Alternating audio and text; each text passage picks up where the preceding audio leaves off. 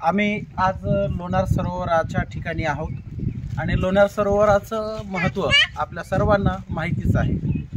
जगप्रसिद्ध असं हे ऐतिहासिक वारसा स्थळातील एक स्थळ म्हणजे लोणार सरोवर, जे नैसर्गिकरित्या उल्कापातातून तयार झालेलं हे सरोवर असून खाऱ्या पाण्याचं सरोवर म्हणून हे संपूर्ण जगात प्रसिद्ध आहे। या पाण्याची क्षारता किती प्रमाणामध्ये जास्त आहे हे समजण्यासाठी आपण एक छोटेखानी प्रयोग करणार आहोत। आता या ठिकाणी माझ्याकडे दोन प्रकारचे ग्लास आहेत, डिस्पोजल प्रकारचे। या दोनपैकी एका ग्लासमध्ये आपण साधं पाणी टाकणार आहोत, जे आपण नियमितरित्या पाणी वापरतो।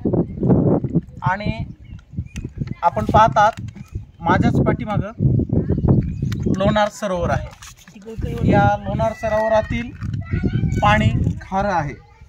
हा लोणारच्या सरोवरातील पाणी आहे आणि हे आपण पाणी पिण्यासाठी जे वापरतो त्या प्रकारचं पाणी आहे।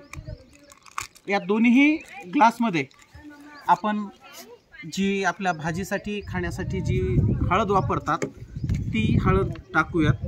आपल्याला सरासरी माहिती आहे की हळद टाकल्याच्या नंतर हळदीमुळे त्या पाण्याचा रंग पिवळा होतो, परंतु हे जे आपण हे पाहिलं आहे की हे पिण्याचं पाणी आहे आणि पिण्याच्या पाण्यामध्ये हळद टाकल्यानंतर या पाण्याचा रंग आपणास पिवळा दिसून येत आहे।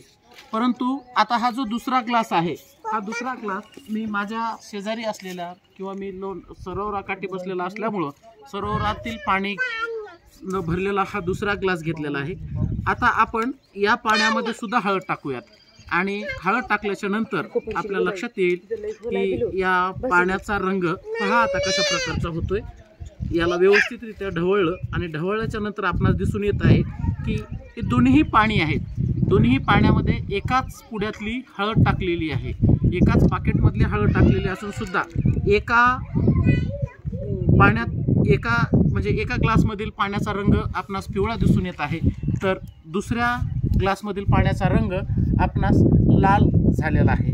याचं कारण म्हणजे या पाण्यातील क्षारता इतक्या जास्त प्रमाणात आहे की या पाण्यामुळं हळदीचा रंग रासायनिक अभिक्रिया होऊन लाल स्वरूपाचा झालेला आहे।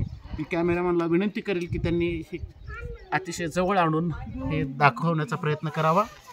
हे सरोवरातील पाण्यामध्ये हळद टाकल्यानंतर झालेला पाण्याचा रंग आणि आपण साधारणरित्या जे पाणी पिण्यासाठी वापरतो त्याच पाण्यामध्ये टाकलेला झालेला रंग, हळद टाकल्यानंतर झालेला रंग, यावरून आपल्या लक्षात येतं की या पाण्यातील क्षारतेचं प्रमाण अतिशय जास्त प्रमाणात आहे। धन्यवाद।